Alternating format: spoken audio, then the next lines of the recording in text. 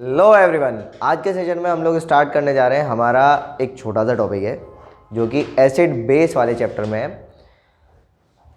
कौन सा? सॉल्ट्स। ठीक है, तो हमारे पास में अलग अलग तरीके के सॉल्ट्स वगैरह होते हैं, तो इनके बारे में हम लोग डिस्कस करेंगे। Class 10th chemistry chapter number 2 acid base. अभी तक के इस सेशन के अंदर हमने बहुत सारी चीज़ें कवर अप कर ली हैं, जिनमें से चैप्टर का introduction, what are acid, what are base, what are salts. इसके अलावा physical properties, chemical properties salts की कर ली हैं। सबसे इंपॉर्टेंट टॉपिक पीएच कर लिया है, और इसके आगे हम लोग आगे कंटिन्यू करने जा रहे हैं। वो क्या है? हमारा सॉल्ट्स। सॉल्ट्स के अंदर जो क्वेश्चंस आते हैं आपके, पहले तो रिएक्शंस के ऊपर आते हैं, दूसरा कॉमन नेम के ऊपर क्वेश्चन आता है, इसका मॉलिक्यूलर फार्मूला भी पूछा जाता है। तो ये सारी चीज़ें छोटे छोटे क्वेश्चन है और डायरेक्ट क्वेश्चन यहाँ से पूछा जाता है। इसके अलावा सॉल्ट्स के यूजेस भी पूछे जाते हैं, तो आप सॉल्ट्स के यूजेस पे भी थोड़ा सा ध्यान देके चलेंगे। ठीक, तो कुल मिला के ये जो सॉल्ट्स हमारा टॉपिक है, यानी कि कुछ सॉल्ट्स आने वाले हैं, है ना, तो वो हमारे लिए बहुत इंपॉर्टेंट टॉपिक है, क्योंकि यहाँ से बहुत सारी चीज़ें हमारी पूछी जा रही हैं। तो ऐसा नहीं है इसको जो ऐसे कर देंगे, आराम से बहुत धीरे धीरे करके इसको कवर करना है। क्यों? क्योंकि एक एक सॉल्ट हमारे लिए इंपॉर्टेंट है। ऐसा नहीं है कि एक सॉल्ट पढ़ लिया तो इसी से क्वेश्चन आ जाएगा, तो हमें सारे सॉल्ट कवर अप करके चलने पड़ेंगे। ठीक है, कौन कौन से सॉल्ट पढ़ने जा रहे हैं हम लोग? हम पढ़ेंगे, या इस वाले हमारे जो सिलेबस में है वो है हमारा कौन कौन सा? एक तो NaCl यानी कि रॉक सॉल्ट, कॉमन सॉल्ट, जिसको टेबल सॉल्ट बोलते हैं।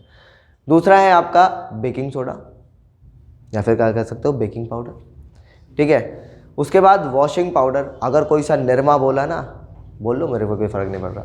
ठीक है ठीक है, वॉशिंग पाउडर, निरमा, बाकी सब तो ऐसे वॉशिंग पाउडर थोड़ी है। ठीक है ना, तो नेक्स्ट है तुम्हारा वॉशिंग पाउडर। फिर पढ़ेंगे POP, plaster of Paris. Eiffel tower वही नहीं है भाई, प्लास्टर ऑफ पेरिस पढ़ना। ठीक, अब पेनिस नहीं है, कौन चला है पेनिस? नहीं, बात पेनिस नहीं है भाई, क्या है? पेरिस है। ठीक है, जरा सुनो। इसके बाद में एक ब्लीचिंग पाउडर, ठीक है ना, रंग उड़ाने वाला पाउडर, जिसको क्या बोलते हैं आप? ब्लीचिंग पाउडर, एक वो पढ़ने जा रहे हैं। ठीक है, तो ये सारी चीज़ें हमारे इस सेशन के अंदर कवर अप होने जा रही हैं। ठीक है, तो आओ जरा स्टार्ट करते हैं। आज जो हम लोग सॉल्ट पढ़ने जा रहे हैं वो है हमारा बहुत प्यारा सा सॉल्ट, जिसको हम लोग खाने में इस्तेमाल करते हैं। That is what? Common salt. तो आप सभी लोग हेडिंग डाल लीजिएगा, क्या? Common salt.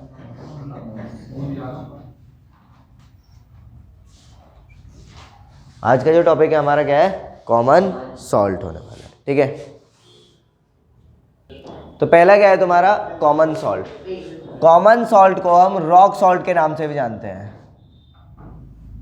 Rock salt, table salt, वह तबला नहीं है, ये ध्यान रखना। ठीक है, टेबल सॉल्ट, रॉक सॉल्ट, ये हुआ। पहली चीज़, ये सॉल्ट आता कहाँ से है? ठीक है ना, तो बहुत सारे लोग ऐसे कहानी बोलते हैं कि एक बारी क्या हुआ, समुद्र का पानी अच्छा था, इस अच्छे पानी में क्या हुआ, एक कुछ चीज़, भगवान की बॉल वगैरह कुछ ऐसा गिर गया, भगवान ने वो पानी पी लिया, पीने के बाद सुसु के द्वारा वो पानी निकाल दिया, तो उस पानी में जो नमक बना वो हमारा कौन सा सॉल्ट है? टेबल सॉल्ट, या ये वाला सॉल्ट है ना। तो इसका मतलब आप लोग समझ गए होंगे, हम लोग सुसु पीने जा रहे हैं, नालायक को नहीं। ठीक है, तो ये जो सॉल्ट आता है हम लोग कहाँ से निकाल सकते हैं? सी से। अबे सी माने समुद्र, शी का नाम सुन दे तो कान खड़ो, शी कहाँ है दिखाओ हमें। ठीक है ना, तो सी यानी कि यहाँ पे हम लोग समुद्र से, ओशन से सॉल्ट को निकाल सकते हैं। और ज़रा समझते हैं कैसे क्या होता है। इंडिया के अंदर तो वैसे ही बहुत बड़ी इंडस्ट्री है, आपने सुना होगा दांडी मार्च के बारे में। ठीक है ना, जिसमें गांधी जी गए थे डंडा लेके अंग्रेज़ों से, बोले हमारा नमक हमें वापस करो, ऐसे कर कुछ वारदात हुई थी। आपके NCERT में फ़ोटो दे रखा है कि गांधी जी घर वापस जाना चाह रहे थे और डंडा पकड़ के एक आदमी, मतलब एक बच्चा, उसे खींच के ले जा रहे, चलो गांधी जी चलो, है ना। बहुत सारे लोग उसका गलत मतलब निकालते हैं, पर वो है कि वो बच्चे के अंदर जोश ज़्यादा था, तो वो डंडा पकड़ के गांधी जी का बोले भागो भागो चलते हैं आगे, तो वो वाली बात ही चाहिए। ठीक है ना, चलो जरा, तो सी से हम लोग इसको एक्सट्रैक्ट कैसे करते हैं, ज़रा सुनना। क्या होता है कि नॉर्मली ऐसा तो है नहीं कि हमने सी वाटर कलेक्ट किया, कलेक्ट करने के बाद में उसको एवोपरेट कर दिया, यानी कि हम लोग गर्म कर रहे हैं उसको और वेपराइजेशन के प्रोसेस के द्वारा उसको उड़ा दे रहे हैं, तो ये तो बहुत कॉस्टली पड़ेगा। यहाँ पे क्या होता है कि जैसे ही समुद्र का पानी हम लोग क्या काम करते हैं, ऐसे करके छोटी छोटी क्यारी बना लेते हैं, इनमें इकट्ठा कर देते हैं। इकट्ठा करने के बाद में क्या होता है, ये पानी अपने आप ही धूप से एवोपरेट हो जाता है। एवोपरेट हुआ तो नीचे क्या बच जाता है तुम्हारे पास में? नमक। वाइट कलर का यहाँ पे सब्सटेंस बनता है, ठीक है ना, सॉलिड फॉर्म में रहता है, ठीक है ना। तो क्या बच गया आपके पास में, नमक। अब ये जो नमक है इसको आगे चल के प्योरीफाई करने के लिए आगे भेज दिया जाता है। तो इसके अंदर और बहुत सारी चीज़ें हैं, जैसे मैग्नीशियम सॉल्ट आते हैं, कैल्शियम कार्बोनेट है, बहुत सारी चीज़ें इसके अंदर निकल के आती हैं। तो सारे सॉल्ट को क्या काम करते हैं हम लोग आगे चल के प्योरीफाई कर देते हैं। तो पहला जो तरीका है आपका नमक का वो ये मिल गया हमारे पास में, कौन सा, कि भाई हम लोग कहाँ से निकाल सकते हैं इसको, समुद्र से निकाल सकते हैं। दूसरा जो है वो आपका, जैसे कोयले की खदान होती है ना, वहाँ पे माइनिंग होती है, तो ऐसी इसी के भी पत्थर बने हुए आ जाते हैं वहाँ से, बहुत बड़े बड़े वहाँ से क्या आ जाते हैं, ऐसे पत्थर बने आते हैं। आपने देखा होगा कि गाय वगैरह को चटाया जाता है ना, गाय के आगे भैंस के आगे बहुत सारा नमक ऐसा करके डाल देते हैं और वो क्या होती है उसको चाटती रहती है, ठीक है ना। तो ये सारी चीज़ें हैं, ठीक है, यहाँ तक समझ में आया। तो यानी कि दो तरीके हैं हम लोग जहाँ से नमक को ऑक्यूपाई करते हैं। पहला क्या है, समुद्र से, और दूसरा क्या है, हम लोग माइनिंग प्रोसेस है हमारा एक, माइनिंग में भी क्या मिल जाता है, तुम्हें नमक मिल जाता है। यहाँ तक क्लियर है, ठीक है। आ जाओ इसके यूजेस में। पहला यूज़, तो ये कहाँ पे काम आता है बताओ, खाते हैं भाई, खाने में यूज़ आता है, नहीं आता, टेस्ट के लिए। और इसके अलावा हमारी बॉडी के लिए सोडियम आयन और क्लोराइड आयन दोनों की बहुत ज़्यादा ज़रूरत पड़ती है।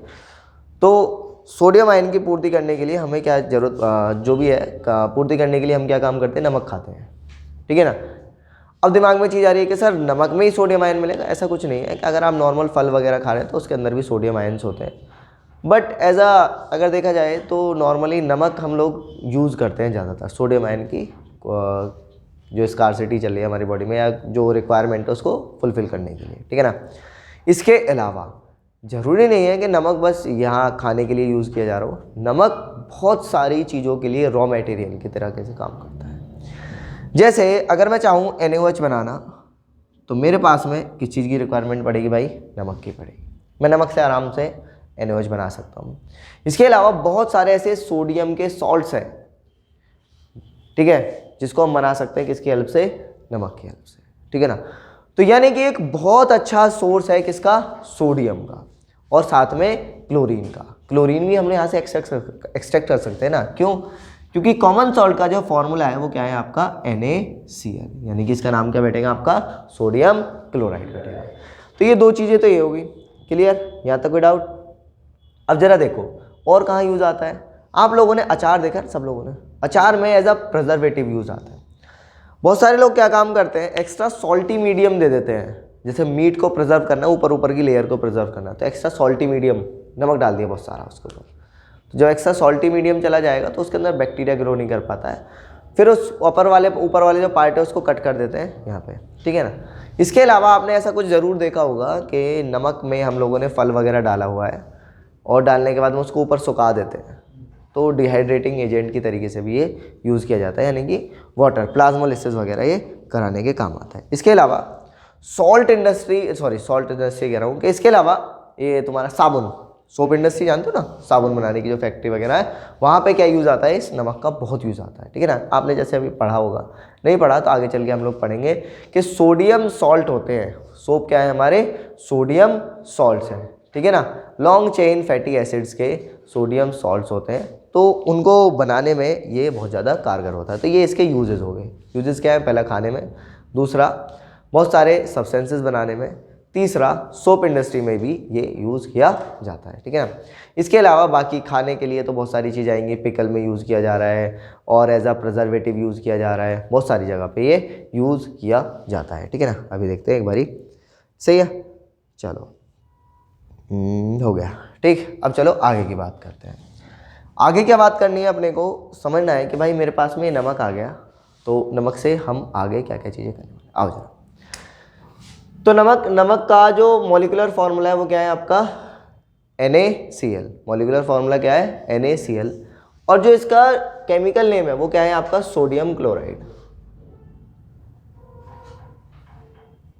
वो क्या है हमारा, सोडियम क्लोराइड है, ठीक है ना। तो ये सारी बातें होंगी। आओ जरा आगे की बात करते हैं, आखिरकार किस तरीके से इस नमक से हम NaOH बना सकते हैं, जिसको हम बोलते हैं कास्टिक सोडा, है ना। आपने कास्टिक नाम बहुत सुना होगा, तो वही चीज़ है आपका कास्टिक सोडा हम लोग यहाँ पे बनाने जा रहे हैं, किसकी हेल्प से, NaCl की हेल्प से, ठीक है। तो आओ जरा समझते हैं। तो यूजेस हमने कर लिए, केमिकल नेम इसका कर लिया, कॉमन नेम इसका कर लिया, ठीक है ना। तो तीन चीज़ हमारी हो गई हैं, अब इसकी कुछ केमिकल रिएक्शंस या केमिकल प्रॉपर्टीज़ हम यहाँ पे देखने जा रहे हैं। बहुत इंपॉर्टेंट पार्ट है और इजीली आप इसको समझ सकते हैं। ठीक है, तो चला देखते हैं फॉर्मेशन ऑफ दिस। ठीक, तो इसमें क्या करने जा रहे हैं हम लोग, यहाँ पे इलेक्ट्रोलिसिस करेंगे। क्या करेंगे?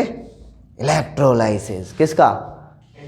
NaCl का। आओ जरा शुरू करते हैं। तो जरा देखो, मैंने क्या काम किया, NaCl लिया, इस NaCl को वाटर में डाल दिया। तो वाटर में जैसे ही डाला तो ये ब्रेक हो जाता है, आपको पता है, Na+ में, और साथ में क्या, Cl-। ठीक है ना, तो ये ब्रेक हो गया और ये जो सॉल्यूशन बना है आपका, ये एक्वस है और ये भी क्या है, एक्वस। बहुत बार सवाल आया हुआ है कि सॉल्यूशन जो बना है, इस सॉल्यूशन को बोलते क्या है? ब्राइन बोलते हैं। क्या बोलते हैं? Brine. Brine solution, aqueous solution of NaCl। क्या आप ब्राइन सॉल्यूशन बना चुके हैं? हाँ यार, अपने घरों में तुमने खूब पानी में नमक घोला है, क्या बनाया है? ब्राइन सॉल्यूशन बनाया कि नहीं बनाया? देखो कितनी अजीब बात है। अगर उस टाइम पे आप लोग होते तो शायद आपका भी नाम आता भीम सॉल्यूशन। कितना अजीब सा नाम है ना, कालू सॉल्यूशन, खालिया सॉल्यूशन और एक चुटकी सॉल्यूशन। कितना अजीब नाम है, ठीक है ना। तो ये सारी चीज़ें हैं। ठीक, तो आएगा क्या क्या क्या, टोटा सॉल्यूशन। अरे नहीं भैया, ऐसे ऐसे सॉल्यूशन नहीं, अच्छे अच्छे नाम। ठीक है, ज़रा सुनो। ठीक, चलो, क्या भालू सॉल्यूशन। बहुत बढ़िया, आओ जरा आगे की बात करते हैं। तो ये आया तुम्हारा क्या, ब्राइन सॉल्यूशन। हमने क्या काम किया, नमक लिया, नमक को पानी में घोल दिया। घोलने के बाद इसका क्या काम करने जा रहे हैं हम लोग, इलेक्ट्रोलिसिस करेंगे। आपको पता है कि इलेक्ट्रोलिसिस करने के लिए हमें पूरा सेटअप चाहिए होता है ना। तो वहाँ पे इलेक्ट्रोड होगा, इलेक्ट्रोड के साथ में और चीज़ें होंगी। ठीक है, चलो देखते हैं। देखो जरा, हमारे पास में क्या है, ये बनाया हमने पूरा सेटअप। ये क्या लगाई हमने, इलेक्ट्रोड्स। मोस्टली जो इलेक्ट्रोड्स हैं वो ऐसी रिएक्शंस के लिए ग्रेफाइट की यूज़ कर ली जाती हैं। ग्रेफाइट की यूज़ करने का रीज़न क्या है, आज तो इजीली अवेलेबल होता है, एक गुड कंडक्टर है, ये सारा रीज़न है, और ज़्यादा कॉस्टली भी नहीं है। यहाँ पे हमने बैटरी कनेक्ट करी।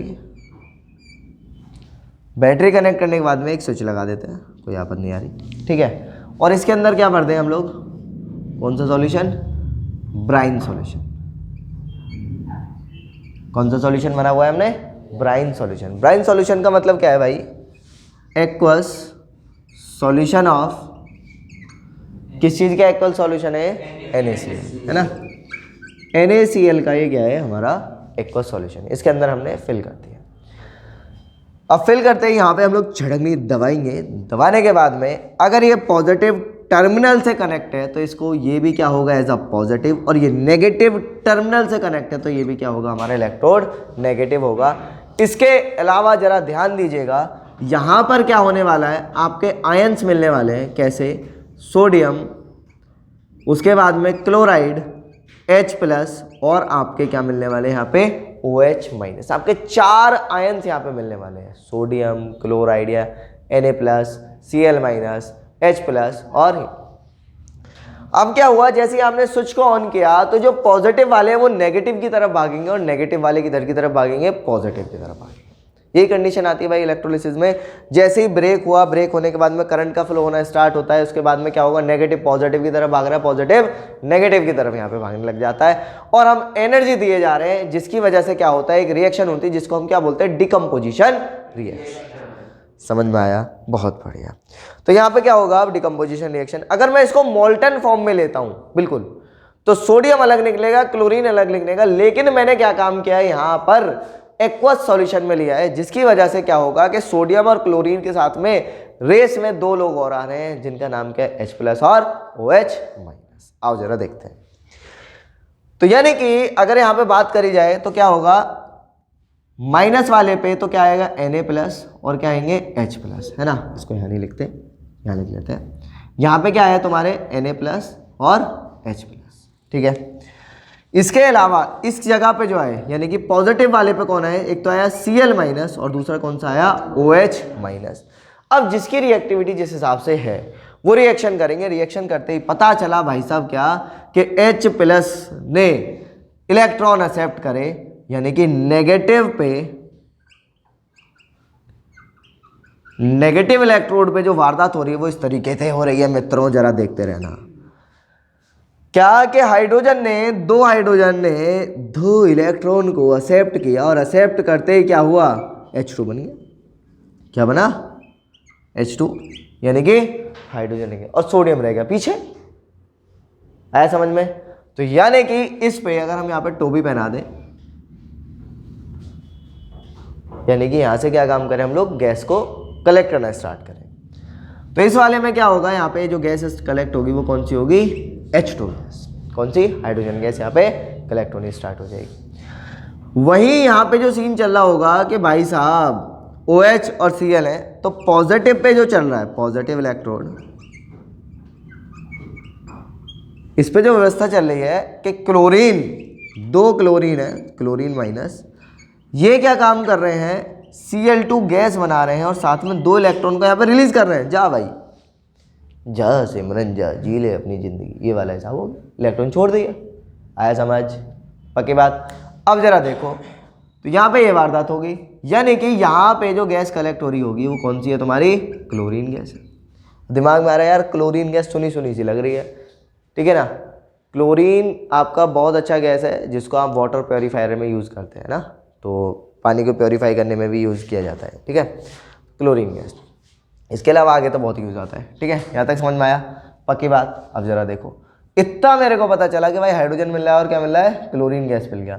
अब मुझे एक बात बताओ, अगर ये प्रोसेस धीरे धीरे धीरे करके चलता रहे तो नीचे जो सॉल्यूशन में बचेगा वो क्या है, Na+ बच रहे हैं और क्या बच रहा है, OH-। हाइड्रोजन खत्म हो जाएगा, क्लोरीन खत्म हो जाएगा, बचेगा क्या, Na+ और OH-।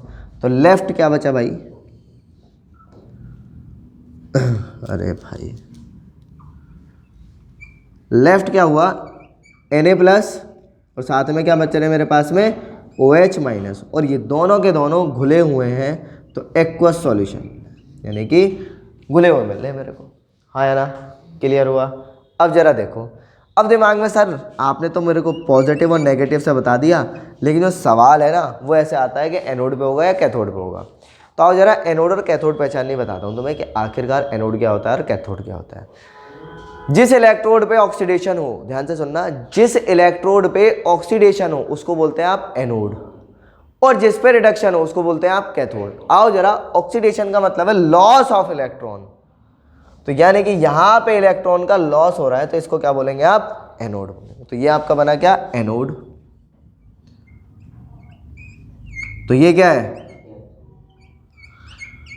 आप चाहो तो उल्टा याद कर सकते हो, कैटायन, क्योंकि आपके में इलेक्ट्रोलाइसिस है। कैटायन का मतलब पॉजिटिव और कैथोड का मतलब क्या है, नेगेटिव, ठीक है ना।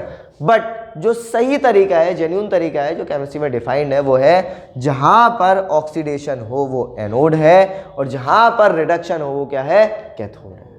तो मैं पॉजिटिव नेगेटिव से नहीं बताता कि ये एनोड है ये कैथोड है। यहां तक क्लियर हुआ। अब जरा देखो, मेरे को क्या मिल गया, NaOH मिल गया कि नहीं मिला, वो भी घुला हुआ पानी के अंदर। आया समझ में, यहाँ तक क्लियर, बहुत बढ़िया, शानदार, इतनी सारी चीज़ें। अब क्लोरीन हमारा बहुत सारी चीज़ों में यूज़ आता है, ठीक है ना। क्लोरीन के बाद में हाइड्रोजन, हाइड्रोजन तो एक बेहतरीन फ्यूल है ना, तो हाइड्रोजन हम लोग यूज़ कर सकते हैं अलग अलग जगह पे सब्सटेंस बनाने के लिए, ठीक है ना। कैसा फ्यूल है भाई, हम लोग देख चुके हैं कि इतनी भयानक साउंड आती है, पॉप साउंड खतरनाक सी, ठीक है ना, डर भी लगता है ऐसी चीज़ों करने में, ठीक है ना। इसके अलावा NaOH तो बहुत सारी चीज़ों को बनाने में भी काम आता है, ठीक है। मस्त चीज़ें, हमारे पास में 3 चीज़ें मिली, एक प्रोसेस से क्या मिला, 3 चीज़ें, और इस पूरे प्रोसेस को बोला जाता है क्लोर अल्कली मेथड। क्या बोला जाता है, क्लोर अल्कली मेथड। और ऐसा एक मेथड है जिसके अंदर बाई प्रोडक्ट या जितनी भी चीज़ें आपको मिली है, तीनों चीज़ें इंडस्ट्री में तबाही ला सकती हैं। तबाही लाने का मतलब अपने आप में एक वैल्यू रखती हैं, और तीनों की चीज़ों की डिमांड है मार्केट के अंदर, ठीक है ना। तो ये बेहतरीन सब्सटेंस मिला आपको, जिससे क्या होता है, इलेक्ट्रोलिसिस से आप ही जनरेट कर सकते हो। NaOH काफ़ी कॉस्टली बिकता है, अच्छे रेट पे आपको मिल जाएगा। क्लोरीन, हाइड्रोजन तो एज अ फ्यूल आप लोग खुद यूज़ कर सकते हो। अगर आप लोग साइंस के स्टूडेंट हो तो खुद बना लो अपना कुछ अच्छे से वाहन, बना लो कोई ऐसा जो हाइड्रोजन चले, लगाओ भाई, चलते बनो भाई, ठीक है ना। तो इस तरीके से आप यहाँ पे इन तीनों चीज़ों का यूज़ कर सकते हैं, ठीक है। तो फटाफट से लिख लीजिएगा। अच्छा, दिमाग में एक चीज़ आ रही है कि सर क्या ये वाले NaOH का मैं यूज़ कर सकता हूँ, हाइड्रोक्लोरिक एसिड से रिएक्शन करा दूँ और फिर से NaCl बना लूँ, हाँ वो काम कर सकते हैं, ठीक है, वो आपकी आपकी श्रद्धा है, ठीक है। इतनी बात समझ में आ गई, पक्की बात। तो अगर इसमें से कुछ छापना है तो छाप लीजिए, बट एक चीज़ इसमें से जरूर जरूर जरूर ध्यान रखनी है, वो चीज़ क्या है तुम्हारी, वो चीज़ है तुम्हारी व्हाट इज़ कैथोड और व्हाट इज़ एनोड। ये इंपॉर्टेंट पॉइंट है आपको लोगों के लिए। उसके अलावा आपसे पूछा जाएगा इसके अंदर क्लोर अल्कली मेथड क्या है, तो सीधा सीधा electrolysis of brine solution is called as chlor alkali method. कभी कभी क्या होता है ऑप्शन में दे देता है, वहाँ पे ब्राइन सॉल्यूशन नहीं दिया तो आपसे बोलेगा भाई क्लोर अल्कली मेथड बता दो, तो आप क्या बताओगे, इलेक्ट्रोलिसिस ऑफ व्हाट, नहीं, एक्वस NaCl बताएंगे आप, ठीक है ना, क्या बताएंगे, एक्वस NaCl, ठीक है ना। ध्यान रखिएगा मोल्टन NaCl का अगर आप इलेक्ट्रोलिसिस कर रहे हैं तो वो आपका क्लोर अल्कली मेथड नहीं है, इस चीज़ का थोड़ा सा ध्यान रखिएगा। आओ जरा, इतनी सारी बातें चल रही हैं तो मैं एक बात और कर लेता हूँ। अगर यहाँ पे मोल्टन NaCl, मोल्टन का मतलब समझ रहे हो ना, मोल्टन का मतलब क्या है, पिघला हुआ, हमने हाई टेम्परेचर किया उसको पिघला दिया। अगर हम उसका इलेक्ट्रोलिसिस करें तो क्या होगा, अगर मैं इसका इलेक्ट्रोलिसिस करूंगा तो सीधा सीधा फंडा है, मेरे पास में दो आयंस मिलेंगे Na+ और Cl-।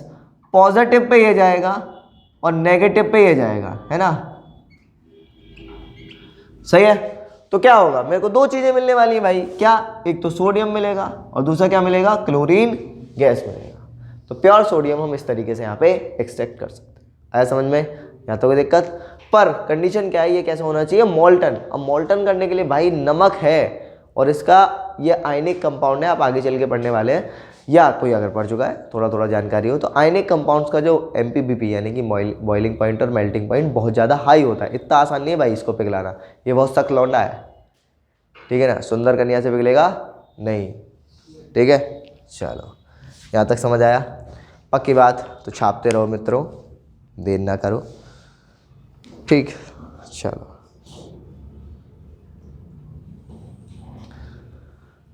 चलें आगे की बात करते हैं, स्टार्ट करते हैं। नेक्स्ट जो है, अच्छा आप लिख रहे हैं, लिख लीजिए।